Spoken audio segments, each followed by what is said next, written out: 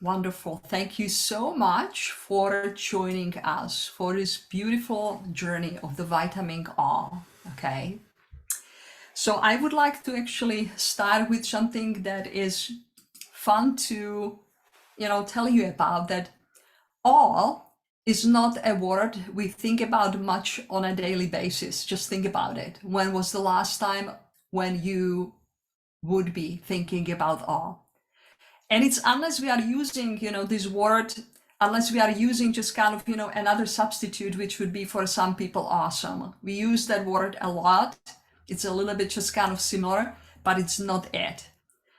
But experiencing awe, or the feeling of wonder and pure amazement on a regular basis, is not only something enjoyable, but it can actually improve our senses of happiness and well-being. Okay, so about awe, okay, awe we can mean by awe we can mean many things. It can be a witnessing a total solar eclipse, right? Or it can be seeing a child take, her very first steps. Just think about it when you saw your child or grandchild or somebody's child taking the first steps, right? There is something truly amazing about it. Or another, example, hearing Andrea Bocelli performing live, right? But while many of us know it when we feel it, awe is not easy just kind of to define for, a lot of people. Here is a very basic definition of awe, that it is an overwhelming feeling of reverence and admiration produced by that which is grand, sublime, extremely powerful, or the like. So in awe of God's creation, in awe of great influential person like Gandhi, Mother Teresa, Oprah Winfrey, Paul McCartney, or other people, right? But also its definition is that it's a power to inspire reverence. So just think about it. So it is a feeling of reverence and admiration towards something that is just really so vast, so just kind of, big, that we just drop the jaw and are in a place of awe, right?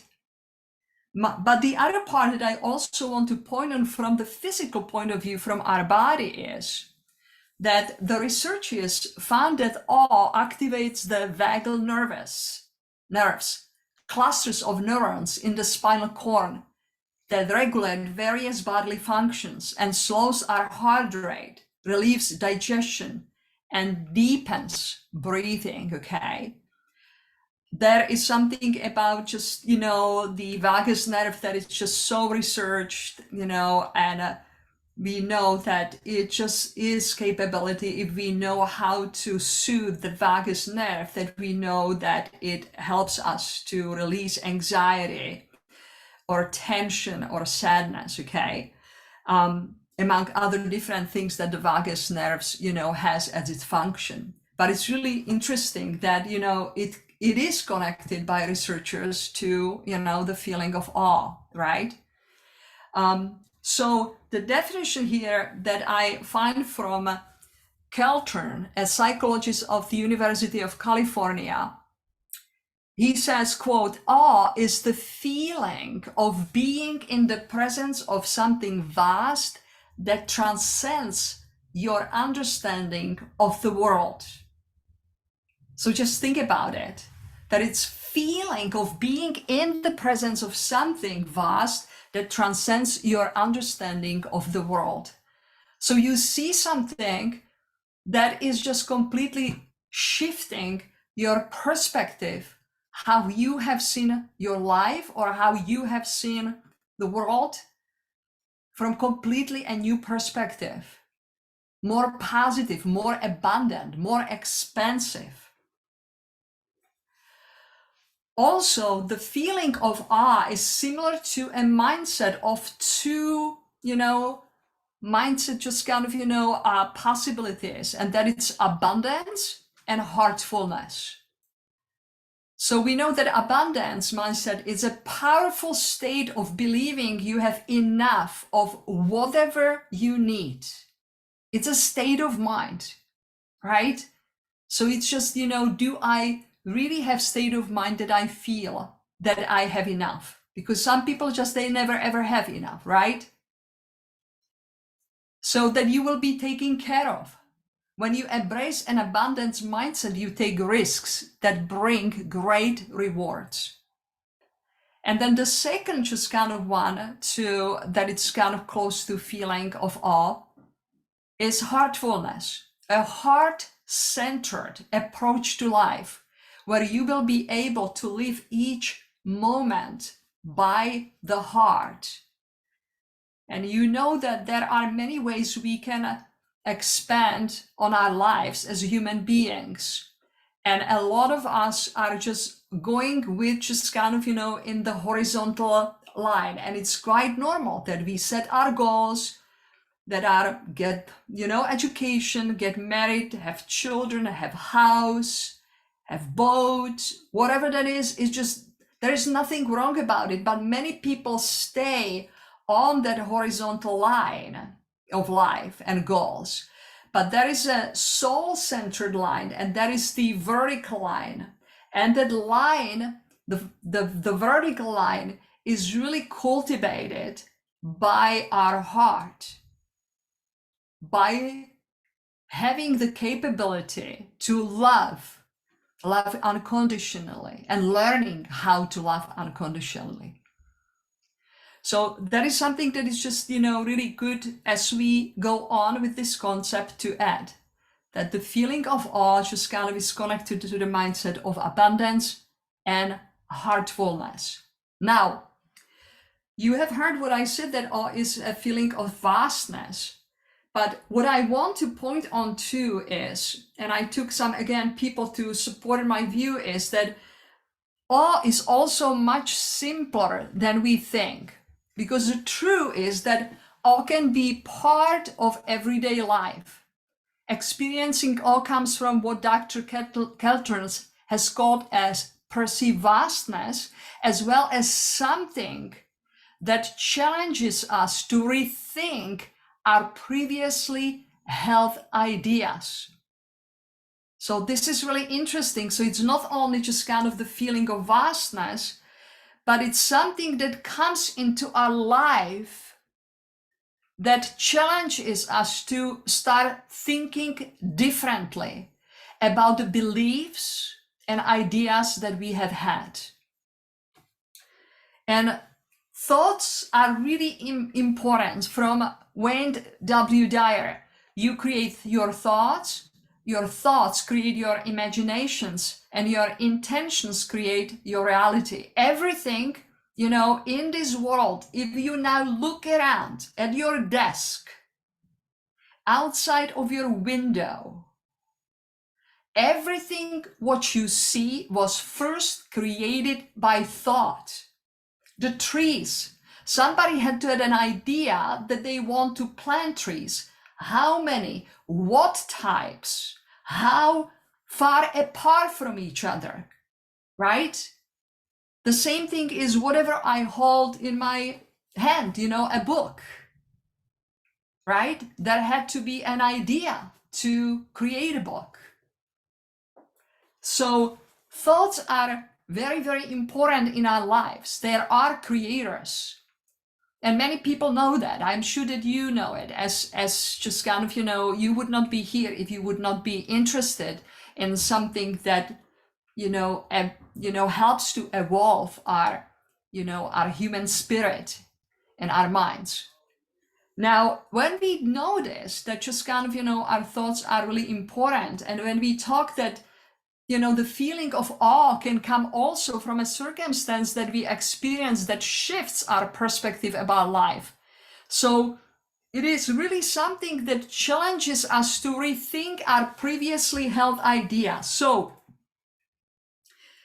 people change, some of their ideas, like here are an examples. I changed my idea what's cool, because what was cool when I was 5 or 12, 18, and now when I am 50 or 70 or 90, it's very different, right?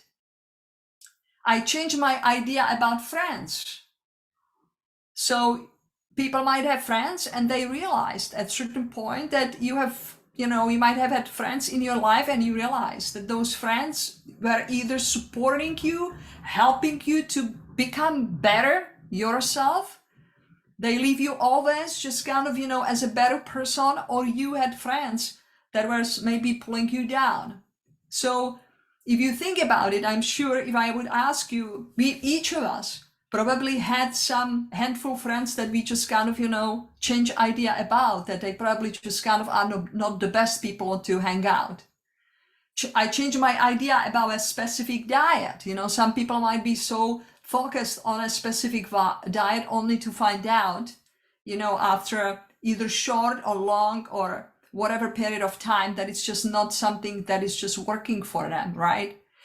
I changed my idea about parents. Just think about it, when kids go through their lives, especially when they go, through the time when they are teenagers, they change a little bit just kind of the perspective about their parents, right?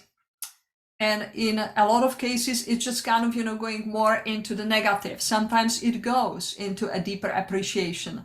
But many times the deeper appreciation comes for a lot of people later on, to just kind of, realize, who the parents were, why they chose behave the way they did.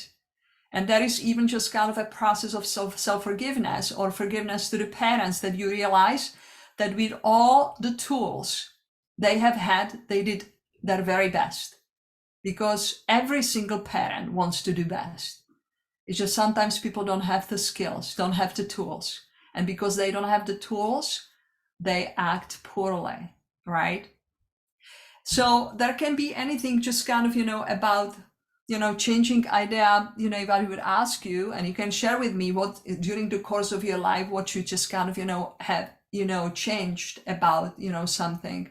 But what I want to go deeper in is to realize what happens when we actually change our idea about something, because it usually kind of creates much more quality, in our lives. There is more sense of abundance, peace, and calmness and understanding as we change an idea that was not serving us, so well. And there is, of course, process to it, but that's not what we are here today for, okay? We are just looking how actually vitamin R, is also a vitamin that is accessible to us by being capable, as we look into the stars, as we look in the eyes of a beautiful child, innocent child, as we look at the first spring flower, that there is just a shift that is just kind of, enables us to feel the purity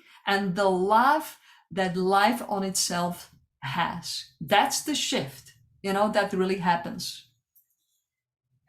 Now, there are other just kind of, things that we see in the nature.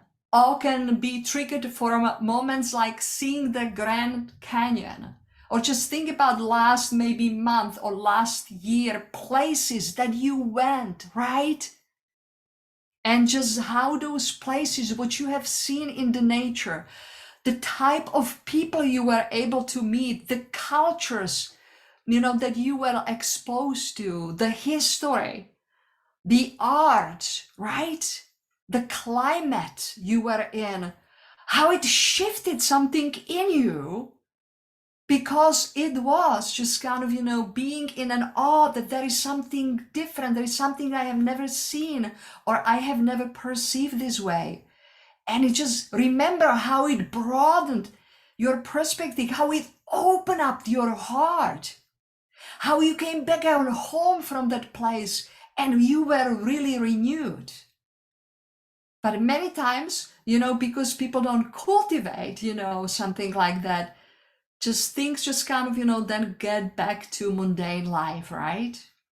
So that's one of those things. The other things all can be also triggered by witnessing an act of kindness. Have you been somewhere in a place where you see your two grandkids being together and just one offers help to another. And there is something that happens in your heart, right? That is just kind of, the feeling of love and joy and abundance and an awe how these two young little people, how can they treat each other? So all can be triggered by witnessing an act of kindness, right? Now, what does research say above all? Research is uncovering more about the amazing power of awe to inspire us, to connect us, and to keep us well. So think about it, last time when you were in an awe, right? So if I ever travel someone to a new place, was in a different climate, how did that inspire me? It inspired me in some ways, either to have a desire to be more curious, to be able to have more adventure, to find new places, right? Also, that it's the power of awe has to connect us so that we somehow feel a connection to something, to somebody like we haven't felt it before. And that connection, always down deep, the connection is love. Love is just the most important, just kind of, feeling that our heart can experience. And I don't speak only about romantic love, but I speak the love for life, the unconditional love that you and I can have on daily basis. That's just kind of, connecting us to something much bigger and much higher. And also realizing that we are part of it. So awe is connecting us. If you gaze, into the stars, at night, or watch just kind of the sunset, it's just connecting you to, to yourself, right?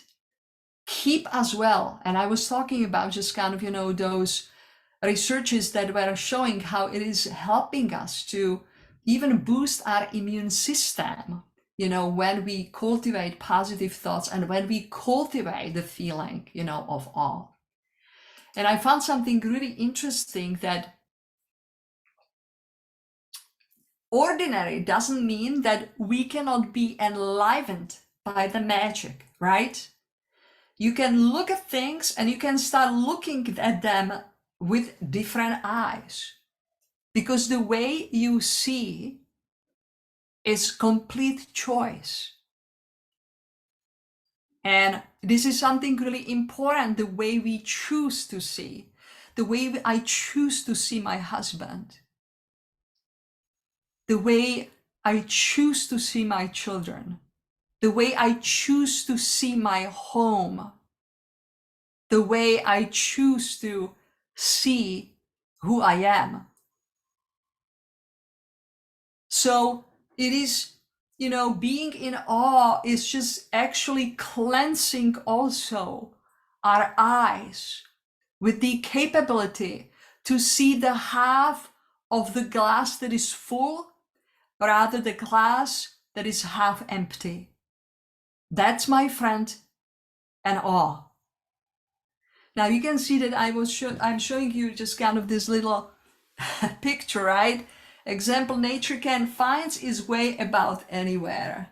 So you can see what is happening here, little sprouting, seeds right there. But just beautiful things that you see in a nature that just can take place, right? It's just like when you look closely, when you look, with the eyes of awe, you start seeing things that you would not see, before. Think about it, that the kids are so incredible teachers of the vitamin awe, because kids can see in the puddle, in just kind of a sidewalk hole, something that you would just not even just kind of consider to look at.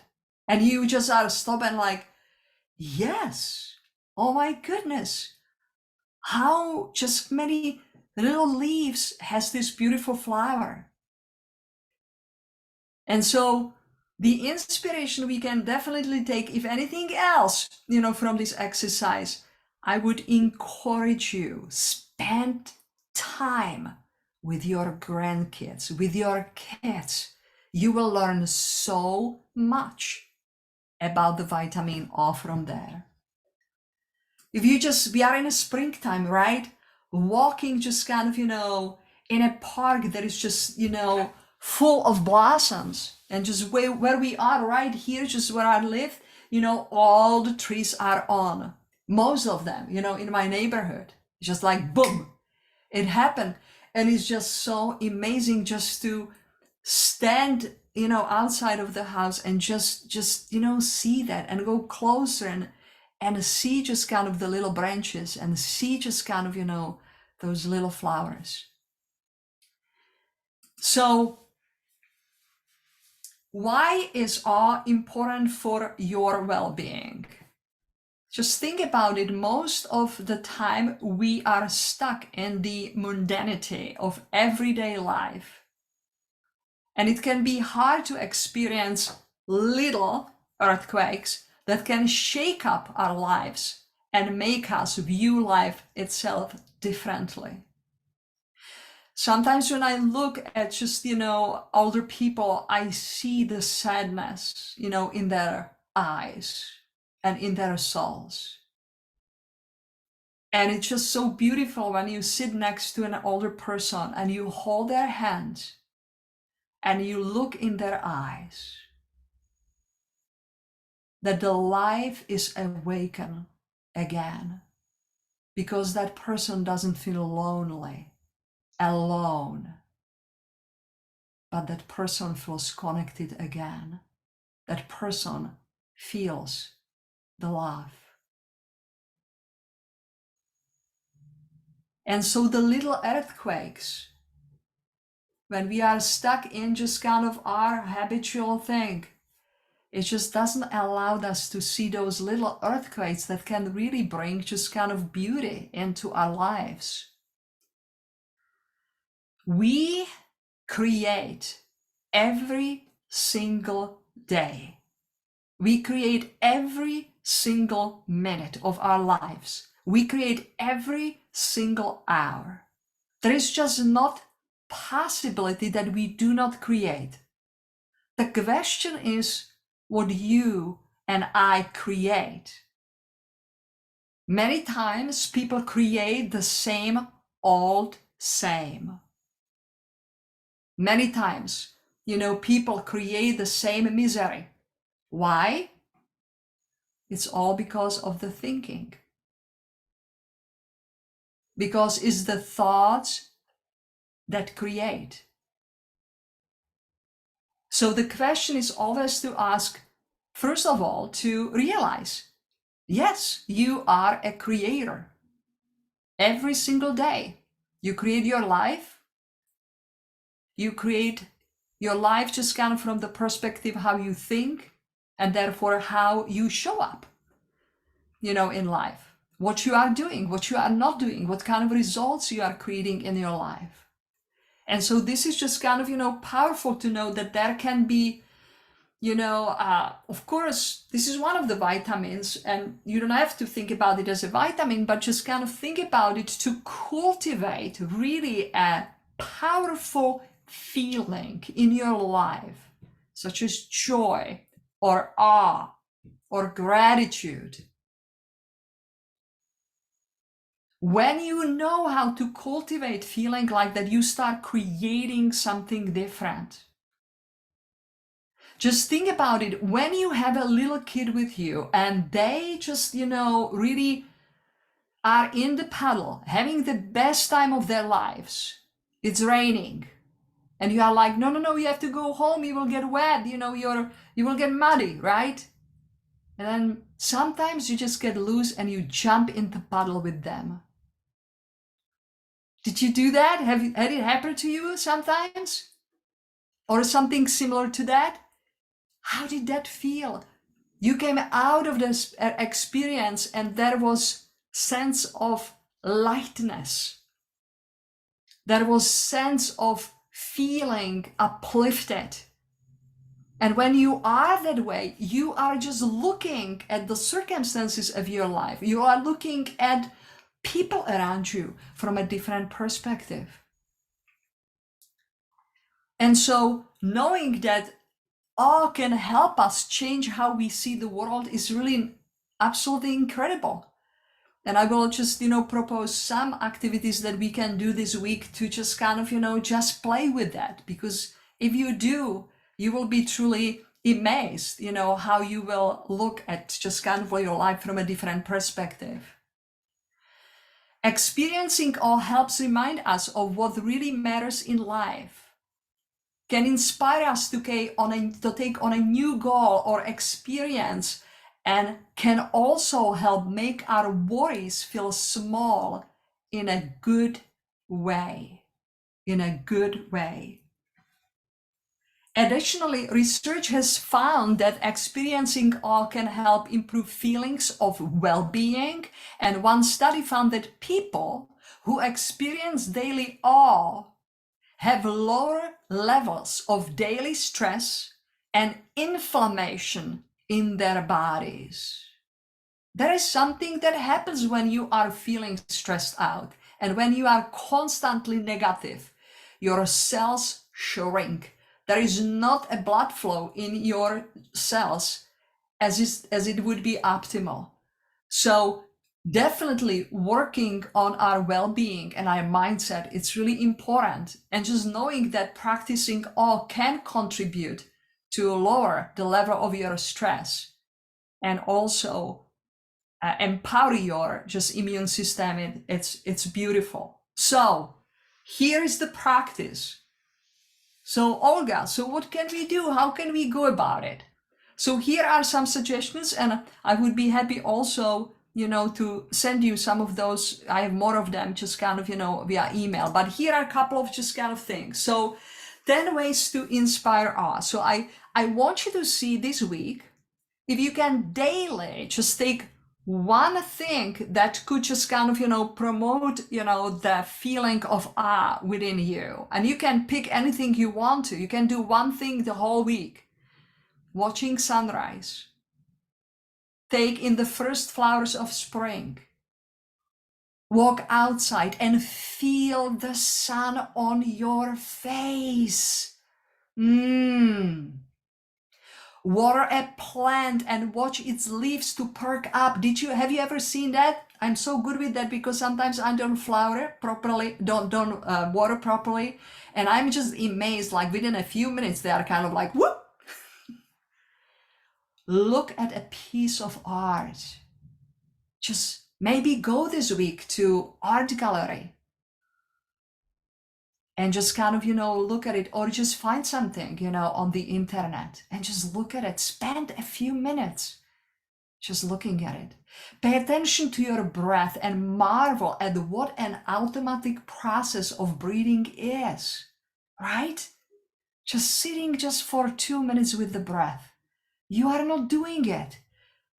It's just there is life within you that is breathing you. You don't have anything to do with it. But when you cannot breathe, when you are stuffed or you cannot breathe, that's a problem, right? But we take it. We take it for granted.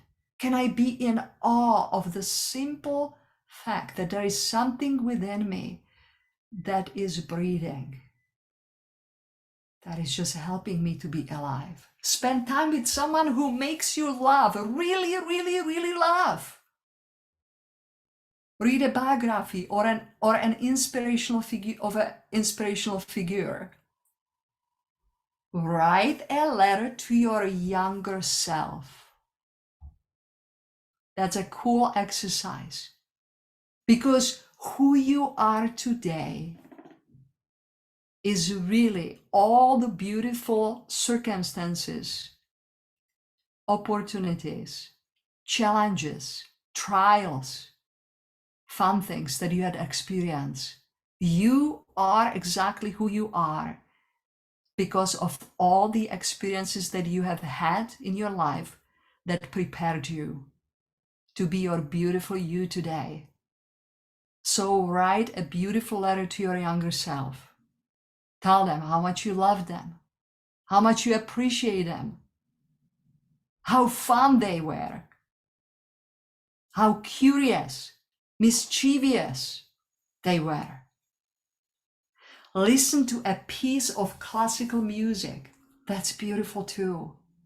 You know, I was mentioning Andrea Bocelli. If you Googling on YouTube, find just one piece and just listen to it. Just turn the volume up, close your eyes, and just listen one song. You will be amazed what you will feel.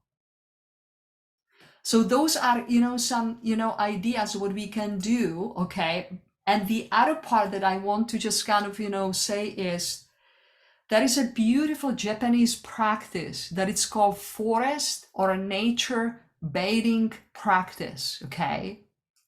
And what it is that you can first find a spot where you live, if you have a little just kind of, forest, or if you it doesn't have to be forest. It can be a beautiful just kind of, part of the nature or creek, whatever that could be. Maybe you are living close to a mountain, I don't know. But first it's just kind of, finding a spot. And then make sure that you have left your phone and camera behind. You are just going to be walking aimlessly and slowly. So it's not a power walk. But it's a walk just kind of, that you decide to spend just kind of, to really pay attention. So you let your body be your guide. Your body is your guide. Listen to where it wants to take you. Maybe it wants to take you to a tree and place your hands and feel the bark of the tree. And as you place your hands on it, just close your eyes. Put your forehead on the trunk. Just feel what you feel. Follow your nose and take your time. It doesn't matter if you don't get anywhere. You are not going anywhere. You are savoring the sounds, the smells, and the sights of nature and letting the forest in. I cannot tell you guys how this is beautiful. I do this almost daily. It's a part of my ritual.